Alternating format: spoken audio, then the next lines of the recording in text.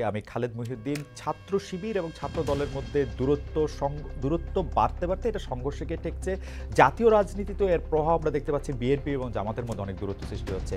এসব বিষয় ছাড়াও বাংলাদেশের রাজনীতির ভবিষ্যৎ কি, কোন পথে আসলে রাজনীতি যাচ্ছে, বাংলাদেশের নির্বাচন এবং নির্বাচন পরবর্তী বাংলাদেশ কেমন হতে পারে, সেসব নিয়ে আজকে আলোচনার জন্য আমাদের সঙ্গে আছেন লেখক ও ছাত্র ইউনিয়নের সাবেক সভাপতি জনাব বাকি বিল্লাহ। জনাব বাকি বিল্লাহ, আপনাকে আমাদের অনুষ্ঠানে স্বাগত জানাই। আপনি আমাদের সাথে যুক্ত হয়েছেন, আপনাদের কৃতজ্ঞতা এবং শুভেচ্ছা জানবেন। আমাদের সাথে আরও থাকছেন যুক্তরাষ্ট্রের বাকি, আপনাকে শুভেচ্ছা জানাই। আরও থাকছেন যুক্তরাষ্ট্রের হাওয়ার্ড বিশ্ববিদ্যালয়ের সহকারী অধ্যাপক ডক্টর মির্জা গালিব। ডক্টর মির্জা গালিব, আপনাকে আমাদের অনুষ্ঠানে স্বাগত জানাই, শুভেচ্ছা এবং কৃতজ্ঞতা, আপনি আমাদের সাথে যুক্ত হয়েছেন। আমি ডক্টর মির্জা গালিব, আপনাকেই আসলে আপনার দৃষ্টি আসলে প্রথমে আকর্ষণ করতে, প্রথম প্রশ্ন অনেকগুলি আলোচনা বা প্রশ্ন রয়েছে আমাদের, আমরা ধীরে ধীরে সবগুলিতেই আসবো। শুধু আপনাকে আমি দেখছিলাম যে আপনি আপনার সোশ্যাল মিডিয়াতে একটি পোস্ট দিয়েছেন, সেটি অনেকটা এরকম যে যেখানে আপনি প্রশ্ন তুলেছেন যে 15 বছর ধরে বেগম জিয়া যখন ফেসিস্ট হাসিনার জুলুমের শিকার হচ্ছিলেন তখন ছাত্রদল আসলে কি কাজে লেগেছে, মানে আওয়ামী লীগের বিপক্ষে কোনো বড় আন্দোলন করতে কাজে লেগেছে কিনা, সরকারকে নাড়া দিতে পারবে এমন কোনো আন্দোলন করতে কাজে লেগেছে কিনা। যদি না হয়, আপনি প্রশ্ন করেছেন ছাত্রদলের পেশি শক্তি বিএনপির কোন কাজে লাগে, মানে বিএনপির কোন কাজে ছাত্রদলের পেশি শক্তি লাগে।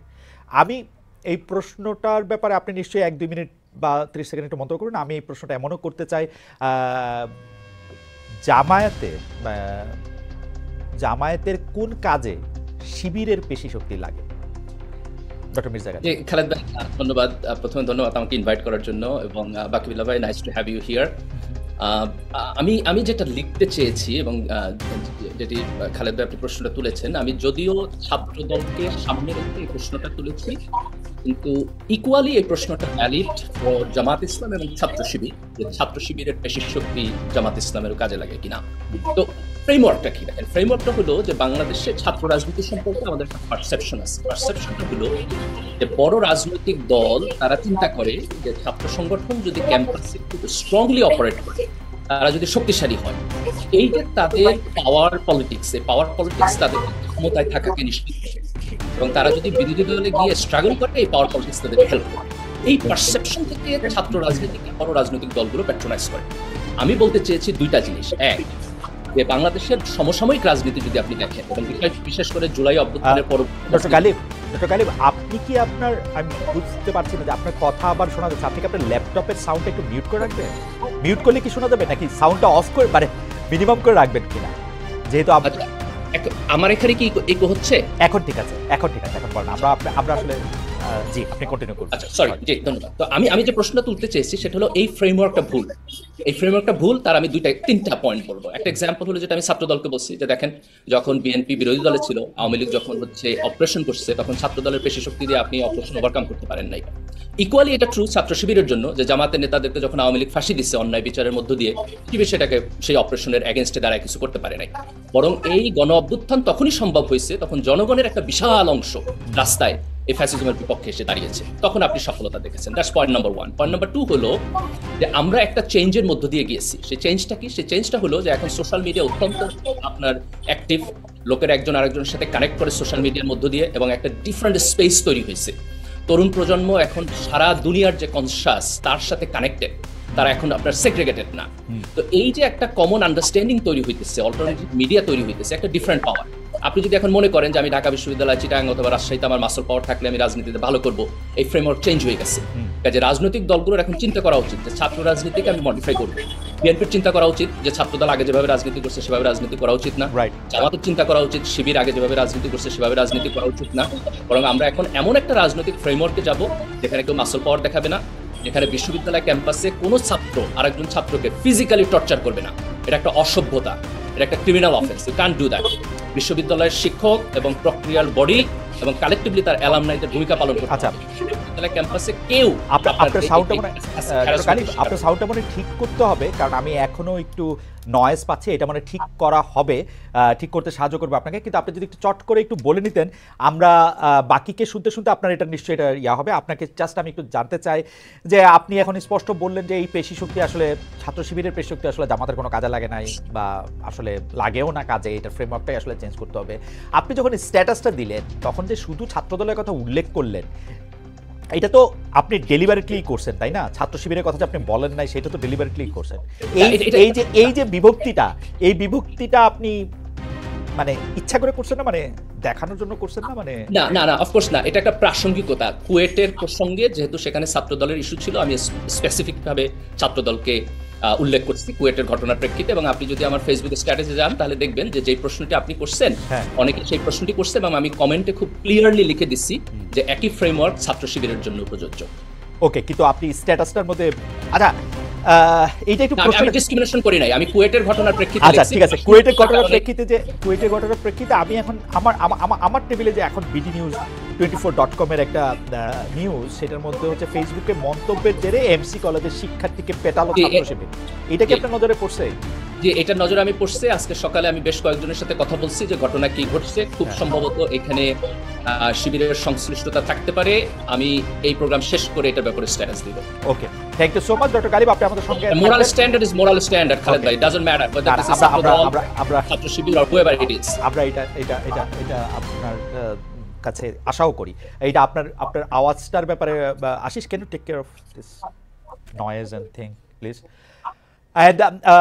বাকি যারা বাকি বিল্লা, আমি যে বিষয়ে আসলে আপনার কাছে প্রশ্ন করতে চাই, আপনি দেখবেন জুলাই আগস্টের মধ্যে একটা গণ অভ্যুত্থান বা চলমান আন্দোলন যাই মানে যেইভাবেই আমরা ব্যাপারটাকে সংজ্ঞায়ন করি না কেন, আমরা এখন দেখতে পাচ্ছি যে এইটার ক্রেডিটটা আসলে কার, কে আসলে সবচেয়ে বেশি করছে, এটা আসলে শিবিরই পুরোটা করছে কিনা, নাকি শিবির কিছুই করে নাই, ছাত্রদল বা অন্য দলগুলি ছিল কিনা, বাম সংগঠনগুলি এটার মধ্যে কোনো রকম কোনো ভূমিকা রাখছে কিনা। বেশিরভাগ জনই এরকম বলতে চেষ্টা করতেছে শিবির করছে অনেক বেশি, বৈষম্য বিরোধীদের কতজন ছিল তারা আসলে আদতে হয় শিবির নইলে ছাত্রলীগ, আর বেশিরভাগ হচ্ছে জনগণ। এর মধ্যে ছাত্রদল বা বামদের উপস্থিতির কথা আসলে অত আমরা এটা শুনতে পাচ্ছি না। আপনি ব্যাপারটারে এখন আসলে কেমন দেখেন, যে আপনিও আসলে সোশ্যাল মিডিয়াতে খুব সক্রিয়, বারবার আপনাকে বলতে হচ্ছে যে ক্রেডিট নেয়ার ব্যাপারটা নিয়ে, কখনো এইটা কখনো সেইটা, আপনি কেমন দেখছেন এটা জানা বাকি? আচ্ছা, প্রথমে যেটা বলি সেটা হচ্ছে আমি জুলাই মুভমেন্টে আমি এবং আমাদের কালচারাল এবং পলিটিক্যাল পেরিফেরির একটা বড় অংশই খুবই সক্রিয় ছিলাম, এবং সেটা আসলে ক্রেডিট দাবি করার দরকার নাই বলে আমি মনে করি।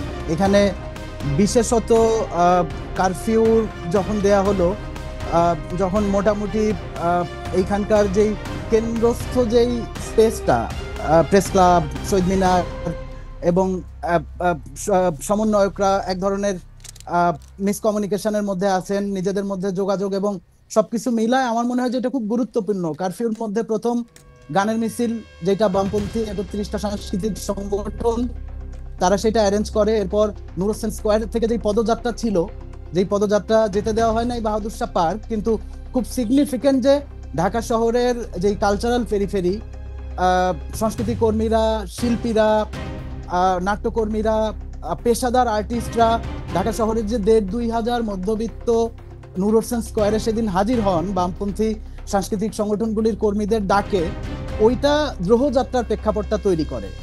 এবং দ্রোহযাত্রার প্রেক্ষাপটটা ৩ তারিখে শহীদ মিনারে নাহিদের মুখ থেকে আমরা যে এক দফা শুনি, সেই প্রেক্ষাপটটা তৈরি করে। এটার ক্রেডিট নেওয়ার পলিটিক্সটা কেন করি নাই সেটা আমি একটু বলি। কারণ জুলাইয়ের মূল হিরো আসলে জনতা, রামপুরা বাড্ডার জনতা, যাত্রাবাড়ির জনতা, উত্তরার জনতা, মোহাম্মদপুরের জনতা। কিন্তু ক্রাইসিসটা হয়েছে এই যে লাখ লাখ জনতা, তার আসলে কোনো পলিটিক্যাল গোষ্ঠী নাই ক্লেম করার মতো তার পক্ষে। এই যে অভিভাবক, সাধারণ মানুষ, মা, এবং আমি এই এক জনতা বলতে আমি যার কথা বলতেছি, যে কারণে আমরা ছাত্র জনতার আন্দোলন বলতেছি, কিন্তু এখানে বিএনপি তার যারা মারা গেছে, এখানে বামপন্থী ছাত্রকর্মীরাও মারা গেছে, ছাত্র ইউনিয়নের একজন মারা গেছে, ছাত্র ফেডারেশনের শাকিল মারা গেছে। কিন্তু আমি আসলে কৃতিত্বটা পলিটিক্যাল গোষ্ঠীর চেয়ে অনেক বেশি জুলাইয়ের জনতাকে দেই। যে কারণে আমরা কিন্তু জনাব বামপন্থীরা বাকিবিল্লাহ, এই জনাব আন্দোলনের বাকিবিল্লাহ, পর এটা ছোট ছোট করে, আপনি মারা গেছে বলতে গিয়ে যাদের কথা মনে করেন, আপনি কি শিবিরের কথা, ছাত্রদলের কথা ইচ্ছে করে বাদ রাখলেন? না না না না বাদ রাখলাম না, কারণ তারা আসলে আমি ধরেই নিচ্ছি যে তারা ক্লেইমের জায়গায় আমাদের চেয়ে অনেক আগায় আছে এইখানে, কারণ মূল বিরোধী দল তারা, এবং বিরোধী দল হিসেবে বেশি সংঘাত এবং নিপীড়নের মধ্যে এখানে এই দুইটা রাজনৈতিক দল ছিল এবং পাওয়ারের কনফ্লিক্টের মধ্যে তারা ছিল। বাকিরা আমরা ধারাবাহিকভাবে আমাদের আন্দোলন ছিল। আমি নিজে 2018 কোটা আন্দোলনের সময় গ্রেপ্তার হয়েছি এবং আমরা ওই আন্দোলনে বামপন্থীরা যেই বুদ্ধিভিত্তিক, বিশেষ করে বিশ্ববিদ্যালয়ের বামপন্থী শিক্ষক নেটওয়ার্ক, এবং আমি মনে করি যে এগুলো খুব গুরুত্বপূর্ণ ছিল। কিন্তু আমাদের এই পলিটিক্যাল ডিফারেন্স যেই জায়গায়, সেই জায়গায় আসলে আমাদের এই চর্চা নাই। কিন্তু আলাদা করে আমি যেটা বলতে চাইতেছি যে ক্রেডিট নেয়ার পলিটিক্সটা যেহেতু আমরা করি নাই বা করার দরকার মনে করি নাই, কারণ এগুলি আসলে ইতিহাসের একদম অমোঘ অংশ। এটা এমন না যে কেউ মনে করলো যে এই ইতিহাস থেকে আমাদেরকে ছিটকে ফেলে দিতে পারবে, সেটা অসম্ভব। কিন্তু এইখানে আলাদা করে আমি যেটা উল্লেখ করতে চাই, বিশেষ করে জানাকের ইন্টারনাল পলিটিক্যাল ইস্যু ধরে ছাত্র শিবিরের যে মুভমেন্টের ক্লেম করার যে চেষ্টা এবং অ্যাবসলিউট ক্রেডিট ক্লেম করার যেই কনস্ট্রাকশনের চেষ্টা, সেটার মধ্যে দিয়ে যেই জনতা যারা হারায় যাইতেছে ইতিহাসের এই জায়গা থেকে, কারণ তার আসলে কোনো গোষ্ঠী নাই, এই যে লাখ লাখ মানুষ। কিন্তু বাকি আমি একটু যে জায়গায় আপনার একটু দৃষ্টি আকর্ষণ করতে চাই, সেটা হচ্ছে যে আপনি ছাত্র জনতা বলতেছেন, সেটা একটা অ্যাবস্ট্রাক্ট টার্ম। আমরা কিন্তু ছাত্র জনতার তো সবাই এটাতে অংশগ্রহণ করছে। এখন আমিও দাবি করতে পারি যে আমি জার্মানিতে ছিলাম কিন্তু অংশগ্রহণ করছি, এটা যে কেউ যে কোনো জায়গা থেকে এটা দাবি করতে পারে। গালিব হয়তো নিউ ইয়র্কে ছিলেন, উনি বেশ ওয়াশিংটন ডিসিতে ছিলেন, তিনি বেশ ভালোভাবে অংশগ্রহণ হয়তো করেছেন। কিন্তু ঘটনা দিচ্ছে যে আন্দোলনের তো কতগুলি মুখ লাগে, কতগুলি নেতৃত্বের জায়গা লাগে। সেই নেতৃত্বের জায়গা থেকে এই বৈষম্য বিরোধী ছাত্র আন্দোলন বলেন, এই নাহিদ আসিফরাই তো আসলে সামনের, হাসনা সার্জিস মাহফুজরাই তো আসলে সামনের ফোর্স, এবং সেই জন্যই তো তারা সরকারে গিয়েছেন, সরকার গঠন করেছেন, আমাদের কথা বলছেন, তাই না? আপনি বলতেছেন যে আপনারা ক্রেডিটটা নেন নাই, চাইলেও কি আপনি নাহিদের সমান ক্রেডিট নিতে পারতেন? বা আমি আপনার কথা এরকম করে বলতেছি না, ধরেন কোনো অন্য কোনো রাজনৈতিক দল সংগঠনের কি আসলে উত্তুক জোর ছিল? আসলে প্রথম কথা হচ্ছে নাহিদদের সমান ক্রেডিট নেওয়ার চেষ্টাই আমরা করার কথা ভাবি না, কারণ তাদের নেতৃত্বেই আমরা আন্দোলনটা করছি। এখানে আমরা সব পলিটিক্যাল ফোর্স, বৈষম্য বিরোধী ছাত্র আন্দোলনের যে নেতৃত্ব, আমরা সেই নেতৃত্বের কমান্ডেই, সেই নেতৃত্বকে সামনে রেখেই আমরা আন্দোলনটা আগাইছি। ফলে ওদের সমান ক্রেডিট নেওয়ার কোনো প্রশ্নই আসে না। আমার আলাপটা ওইখান থেকে আসছে, যখন রাজনৈতিক গোষ্ঠীগুলি ক্রেডিট নেয়ার পলিটিক্সটা শুরু করছে, ওই পয়েন্টে থেকে কিন্তু আমি কথাটা বলছি। এখানে তো যেমন আমরা জানতাম যে এখানে বিরোধী রাজনৈতিক দলগুলি আছে, সরকার বিএনপি জামাতের আন্দোলন বলে এটারে প্রোটেক্ট করার চেষ্টা করছে, এবং সে জানে যে ওইভাবে একটা পলিটিক্যাল ফায়দা সে পাইলেও পাইতে পারে। এখন আমরা যে জানতাম না যে এইখানে কওমি স্টুডেন্টরা, বিএনপি কর্মীরা, জামাতের কর্মীরা আছে, সেটা কিন্তু আমরা জানতাম, এমন না যে সেটা আমরা জানতাম না। কিন্তু আমার কথাটা হচ্ছে যে পলিটিক্যাল গোষ্ঠী এটার যে ক্লেম করার যে রাজনীতিটা, সেই রাজনীতির মধ্যে দিয়ে জনতার ক্রেডিট অনেকখানি ম্লান হয় না। ওই পয়েন্টে আমি কথাটা বলছি। যারা বাকিবিল্লাহ, আমি আসলে আপনিও বা অনেক লেখালেখির সাথে জড়িত বিশ্লেষক, অনেক কিছু আমি ব্যাপারটা আসলে বুঝে দিচ্ছি যে যদি এখন জামায়াত বা শিবির এটা ক্লেম করে যে এই রাজনীতিটার মধ্যে প্রধান ইন্ধন তারা যোগাইছে, এইটা বইলা যদি তারা ইতিহাসের কাছে এবং জনতার কাছে যায় এবং এটা বলতে পারে, আপনি এটাকে নিফটি দা বাট করতে কেন চাচ্ছেন? না না, এটা কিছু না, এটা কোনোটা না, আপনারা কেন ক্রেডিট নিচ্ছেন? ক্রেডিট তো দাবি করতেই পারে, ওনারা ছিলেন, ওনারা তো দাবি করতেই পারে। প্রথম ঘটনা হচ্ছে যে সেই ক্রেডিট দাবি করতেই পারে, করতে পারে না তা না, নিশ্চয়ই পারে। কিন্তু সেই ক্রেডিট করার যে রাজনীতিটা, সেইটা যদি হয় যে আচ্ছা আমরাই একমাত্র আন্দোলনের মূল কারিগর, আপনারাও বলেন, বাকি আপনারাও বলেন, আপনি বলেন যে আমরাই মূল কারিগর, অসুবিধা কিছু না। না না না না না সেটা যদি আমরা বলাবলি করি, সেটা বলাবলি করার মধ্যে দিয়ে আন্দোলনের যে ছাত্র নেতৃত্ব এবং বিশেষ করে আন্দোলনের যেই সাধারণ জনতা, যে আমার ছেলে রাস্তায় গেছে বলে মা বেরোয় আসলো, এবং তারা যে রোলটা প্লে করলো রাস্তায় নাইমা, তারা যদি রাস্তায় না নামতো আমরা যেই পলিটিক্যাল গোষ্ঠী, ইভেন বিএনপি জামাত পলিটিক্যাল গোষ্ঠী হিসেবে আমাদের চেয়ে বড়, কিন্তু তারা এত বড় না যে এই জনতা না নামলে তারা এই আন্দোলন উইন ওভার করার ক্যাপাসিটি তাদের ছিল না না, এটা আমি ওই আপনার সাথে পয়েন্টে আমি বলতেছি এটা আমি যে- আপনার সাথে সম্পূর্ণ একমত, কিন্তু জনাব বাকিবিল্লাহ, আমার আর আপনার ক্ষেত্রে যেখানে আমি আসলে প্রশ্নটা করতে বাধ্য হচ্ছি, যে এখানে আপনি যাদের নেতৃত্বে আপনি আন্দোলনটা করছেন তারা যদি গিয়া বলে আন্দোলনের সময় আমাদের সবচেয়ে বড় শক্তিগুলির অন্যতম ছিল হচ্ছে শিবির, নাকি একমাত্র শক্তিই বলছে, এখন ভুলে গেলাম সার্জিস কোথায় গিয়ে জানি একদম একমাত্র, তো আপনি তো মানতে হবে তাদের কথা যে তারা বলতেছে যে এটাতে শিবিরের বিরাট ভূমিকা ছিল। না, আপনাদের কথা তো এইটা- তারা বলে না, আপনাদের কথা যে তারা বলে না, এটা তো নিশ্চয়ই সিগনিফিকেন্স আছে। এইটা আমি জানি না, মানে সার্জিস এইটা বললেও সার্জিসরে আমি আসলে মনে করি না যে সার্জিসই এখানে এই ন্যারেটিভ সার্জিসের বয়ান দিয়ে তৈরি হবে, আচ্ছা, কারণ এখানে আন্দোলনের অন্যান্য ছাত্র নেতৃত্বের সাথে আমাদের যোগাযোগ ছিল। এখন সার্জিস যদি ঢাকা বিশ্ববিদ্যালয়ের ছাত্র হয়ে সে যদি না জানে যে 2023-24 ইলেকশনের আগে সার্জিস কি জানে যে শেখ হাসিনার যে বিলবোর্ড মেঘমল্লার রাজে ওই বিলবোর্ডটা গুড়াই দিল রাজু ভাস্কর্যের ওপরে, এবং তারপরে তার একটা চোখ প্রায় নষ্ট হওয়ার উপক্রম হইল ছাত্রলীগের আঘাতে। এটার সিগনিফিকেন্স কত গুরুতর সেটা যদি সার্জিসরা রিয়ালাইজ না করতে পারে, এবং বিশেষ করে বামপন্থী সাংস্কৃতিক কর্মীরা মুভমেন্টের সবচেয়ে গুরুত্বপূর্ণ ডার্ক পিরিয়ডটা ঢাকা শহরের মধ্যবিত্তরে নামানোর জন্য এই যে রোলটা প্লে করলো, এইটা আসলে হয়েছে কি, এটা আমি বলবো এটা যদি রিয়ালাইজ না করতে পারে ওটা মানে ইন্টেলেক্ট। বাকি আপনি আমার উপরে রাগ হয়েন না, পপুলার না, ন্যারেটিভটা রাগ হচ্ছে হচ্ছি। এরকম, পপুলার ন্যারেটিভটা হচ্ছে এরকম, আপনারা সেই ডার্ক পিরিয়ডে অনেক স্যাক্রিফাইস করবেন, এরকম করবেন, কিন্তু এরকম করতেই থাকতেন। হয়তো 15 বছর শেখ হাসিনা ক্ষমতায় থাকতো, 45 বছর থাকতো ওরা, আরো 45 বছর হয়তো থাকতো, আপনারা এটাতে কিছুই করতে পারতেন না, যেহেতু এই ফোর্সটার মধ্যে চূড়ান্ততা এসে জড়ো হয়েছিল, যেহেতু শিবির এবং ছাত্রদল অনেক আত্মত্যাগ করেছিল, সেই জন্য আপনারা অল্প, শিবির বেশি, ছাত্রদল মাঝামাঝি এবং বৈষম্য বিরোধী ছাত্ররা অনেক বেশি করে, তারপরে এটা না না, সফল হয়েছে। শিবিরের পার্টিসিপেশন ছাত্র দলের চেয়ে বেশি, এটা কোনোভাবেই ফ্যাক্ট না। এখানে ছাত্র দলের নেতাকর্মীরা আরো বেশি পরিমাণে এই মুভমেন্টে মানে ছাত্র আচ্ছা। দলের আমার মনে হয় যে বেশি জীবন দিয়েছে। আমার মনে হয় যে আমরা আলোচনা একটা জায়গায় আসছি, ডক্টর মির্জা গালিবের কমিউনিকেশনটাও একটু ভালো হয়েছে, আমরা ডক্টর মির্জা গালিবের কাছে একটু শুনতে চাই। ডক্টর মির্জা গালিব, আমি প্রশ্নটা করে রাখি, আপনি আলোচনাটা শুনেছেন, আমি আলোচনাটা আসলে এই ছাত্র রাজনীতির এই জায়গা থেকে, পেশি শক্তির ব্যবহার থেকে, মানে জাতীয় রাজনীতিতে প্রভাব এবং আমাদের রাজনৈতিক নেগেটিভটার জায়গাটাও একটু আসতে চাই। শুধু আপনাকে প্রশ্নটা করে রাখি, আপনি দেখেন গত 15 বছর ধরে, মানে এইটাও একটা পপুলার প্রশ্ন আর কি, যে গত 15 বছর ধরে ছাত্রদলের এমনকি বামপন্থী যারাই আওয়ামী লীগের বিরোধিতা করছে তাদের কিন্তু অনেক ধরনের, মানে আমি কি বলবো, নৃশংস নির্যাতনের মধ্যে দিয়ে যেতে হয়েছে। অন্যদিকে আমরা দেখছি যে যারা শিবির করতেন তারা খুবই আরামে ছাত্রলীগের মধ্যে নাম বদলিয়ে নানাভাবে ছিলেন, তারা তাদের পড়ালেখা শেষ করছেন, তারা বড় বড় চাকরি করতেছেন, তারা এখন বিশ্ববিদ্যালয়ের ভিসি হচ্ছেন, তারা নানা কিছু হইতেছেন। তো এইটাকে আপনি আসলে কিভাবে দেখেন, মানে কার আত্মত্যাগটা বেশি আসলে, মানে শিবির নিজেকে শিবির বলে নাই, না বলে এটার মধ্যে ছিল, সবার সাথে মিলেমিশে ছিল, পরে এখন বলতেছে যে তারা শিবির, এবং শিবিরে অনেক কিছু করছে, মূল আন্দোলনটার মধ্যে শিবির এটা করছে, এইটা জায়গা থেকে যদি একটু বলেন ডক্টর মির্জা গালিব। খালেদ ভাই, এই ন্যারেটিভ কি আপনার, মানে আপনি এই ন্যারেটিভ বিশ্বাস করেন? না না, আমি কিছুই বিশ্বাস করি না, আবার আচ্ছা, বিশ্বাসের okay, জায়গা এটা থেকে আমি এটা popular বলি না। narrative, হ্যাঁ, popular আমি narrative পপুলার ন্যারেটিভের জায়গা থেকে প্রশ্নটা আপনার কাছে। আচ্ছা, ঠিক আছে, ওকে ওকে, এমনকি আপনি একটু ডিসকানেক্টেড ছিলেন, এমনকি বাকি বিল্লাও কিন্তু এটা বলেন নাই, এটা আমি বললাম জায়গাটা থেকে, বাকি বিল্লাহ অন্য একটা জায়গা থেকে বলছেন, আপনি শেষ বক্তব্য নিশ্চয়ই শুনছেন। আচ্ছা জি, না থ্যাংক ইউ। আমি একটু আগের পয়েন্টে বলে এই জায়গাটাতে আসি। একটা জিনিস দেখেন, এই যে ক্রেডিট নেওয়ার পলিটিক্স, এই শব্দটার প্রেমিস আসলে ভুল। এটা এক ধরনের আপনার প্রোপাগান্ডা টাইপের শব্দ।